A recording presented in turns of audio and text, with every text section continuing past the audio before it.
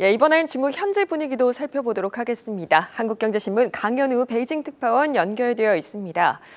예, 지금 보면은 코로나 재확산으로 봉쇄됐던 상하이가 일부 해제가 됐죠. 현지 상황은 좀 어떻습니까?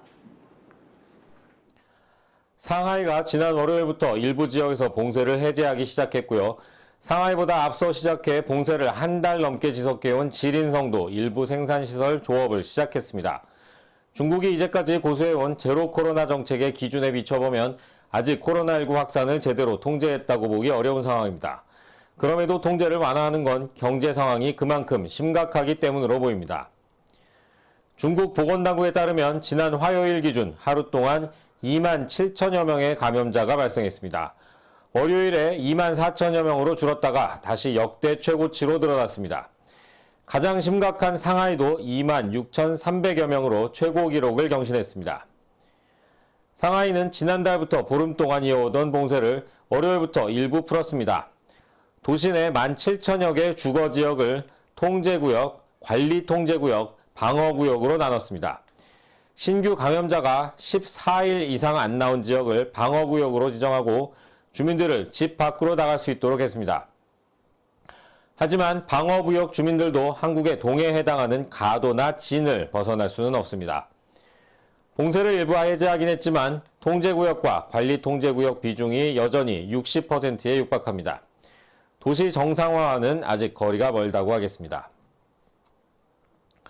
중국 동북 삼성 중 하나인 랴오닝성의 성도 선양도 봉쇄 20일 만인 어제 기업 운영과 생산시설 가동, 대중교통 운행을 재개했습니다. 48시간 이내 핵산 검사, 음성 판정을 받은 주민들의 외출도 허용했습니다. 상업시설이나 생필품 도매시장은 출입 인원을 50%로 제한해 운영하도록 했습니다. 코로나 확산 상황이 상하이 이전에 가장 심각했던 지린성도 일부 조업 재개에 나섰습니다. 지린성은 지난달 11일부터 성 전체를 사실상 봉쇄했습니다. 지난 화요일 기준으로도 1,000명이 나왔지만 신규 감염자가 격리 통제된 지역에서만 나오고 있어서 전파 위협을 차단했다고 당국은 설명했습니다. 한 달 넘게 창춘시와 지린시에 격리됐던 농민 9만 4천여 명도 농촌으로 돌아가도록 했습니다. 중국은 또 지난 월요일부터 상하이와 광저우를 비롯한 8개 도시에서 해외 입국자의 시설 격리 기간을 14일에서 10일로 줄이는 시범 조치를 시행하기 시작했습니다. 중국이 올해 경제 성장률 목표로 5.5%를 제시했지만 강도 높은 코로나19 방역 정책 때문에 5%도 달성하기 어려울 것이란 관측이 많습니다. 예, 그렇지 않아도 이틀 전이었죠. 중국의 3월 주요 물가 지수들이 발표가 됐는데 모두 큰 폭으로 상승을 했습니다. 전문가들의 예상처럼 성장률 달성이 쉽지 않아 보이는 만큼 현재에서는 부양책 기대감이 클 것 같은데요. 좀 어떻습니까? 지난 월요일 나온 3월 물가지수를 보면 소비자 물가지수 CPI가 작년 3월보다 1.5%, 생산자 물가지수 PPI가 8.3% 올랐습니다. CPI는 소매, PPI는 도매 물가인데요. 두 지표 모두 시장 예상치를 뛰어넘었습니다. 중국의 CPI 상승률은 미국이나 한국에 비하면 여전히 낮습니다. 하지만 CPI를 구성하는 8대 분류 가운데 식품을 뺀 7부문이 올랐고요. 식품도 돼지고기만 빼면 거의 다 올랐습니다. 전국적인 코로나19 통제 조치 여파로 채소류는 17%나 뛰었습니다. CPI와 PPI 모두 국제 원자재 가격 상승 영향도 받고 있습니다.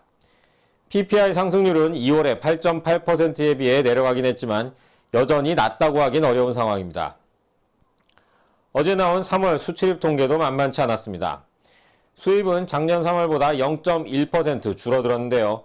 중국의 월간 수입 증가율이 마이너스로 내려간 건 2020년 9월 이후 18개월 만입니다.